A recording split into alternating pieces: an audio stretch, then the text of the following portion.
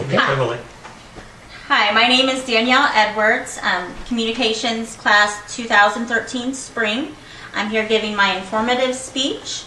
It's my group of friends, and my informative speech is on Arab Spring.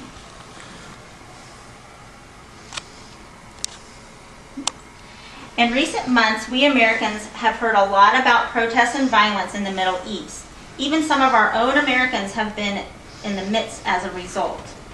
These are not just random acts of violence. These have been orchestrated by a movement that has been sweeping the nation in the Middle East since 2010.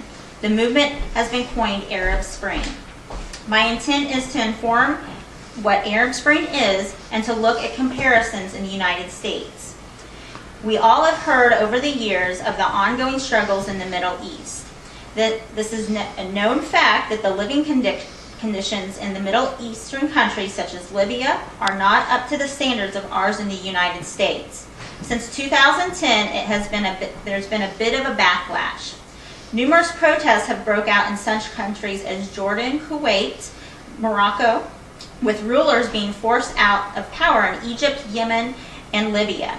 In September 2012, social protests broke out by Palestinians in an effort to lower prices on goods and for the resignation of Palestinian Minister Fayyad. With all these new events in the Middle East, the question still remains: how did all this get started? From my research, I have found that these events all stem from one man in an event in 2010, although there is also various reports throughout the Middle East of backlash before. His name is Mohammed Bouazizi from Sidi Bouzid, Tunisia. On December 17th, Bouazizi, age 26, had been working in the town square pushing a cart of vegetables. Bouazizi, the sole provider of a family of 8, dreamed of someday saving up enough money to buy a truck. Mohammed Bouazizi was stopped by a policewoman for not having a permit. The policewoman gave Bouazizi a fine and took possession of the vegetable cart.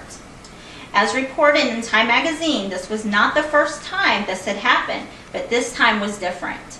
Allegedly, the policewoman refused payment of the fine and proceeded to slap, spit in the face, and refuse the man's dead father.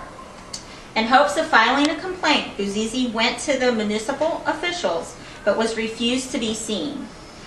No one can be certain what was going through Bouazizi's mind after feeling this defeat, but Bouazizi left and came back to the courthouse, poured gasoline over his body, and set himself on fire.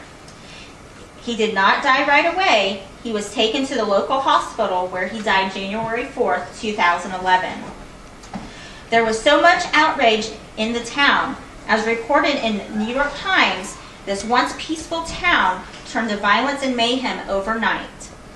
Many protests broke out in support of Bouazizi, calling for the resignation of President Zine El Abidine bin Ali. The president went to visit Bouazizi in the hospital to try to calm the anger, but to no avail. 10 days after Bouazizi's death, President bin Ali resigned from office after 23 years of service. Something that is on everyone's mind is why. Why this new uprising? We know conflicts and some kind of protesting has been going on officially since the 1800s. However, with past movements, there have been a sense of fear of the government or ruler. In these newer demonstrations, according to reports, we are seeing an increasing number of younger generations, normally in the age range of 22 to age 35, and they are not afraid of the government.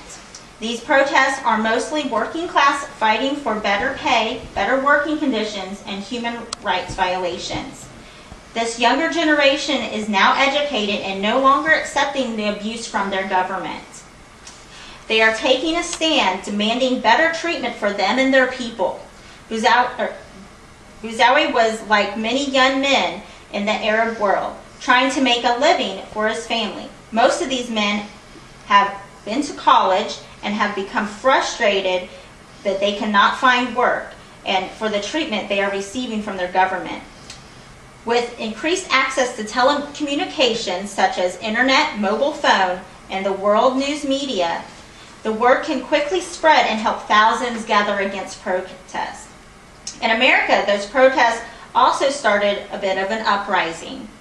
In 2010, President Obama made an unannounced change to foreign policy. Instead of standing by government officials of these countries, President Obama made a vow to support these countries through change. Since that time, our own protests have started. The Occupy movement started in New York City in September 2011. It is said to have been inspired by Arab Spring. The Occupy movement has hit every U.S. major city, but is still considered on a much smaller scale than that of Arab Spring. The Occupy movement, in comparison, is also fighting for better jobs and inflation. Arab Spring has also been said to be responsible for the protests of September 2012, where 4 Americans in Libya were killed at the U.S. Embassy. Reports suggest that these were extremists in Benghazi for protests. Believe it or not, Arab Spring is not well known on the global scale by the coined name Arab Spring, given by the media and social networks. Here in Kansas City area, I took a survey of 20 adults. Of those 20 adults, only 5 knew what I was talking about when I asked what Arab Spring was.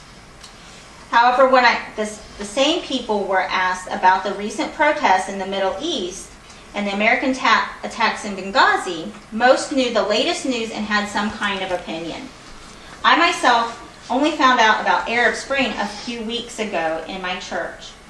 In conclusion, it's good to see Arab people taking a stand against a government that has been abusive for too long. At the same time, it is sad that so many have died for their freedom. All we can hope is that this is a new beginning for the Arab world.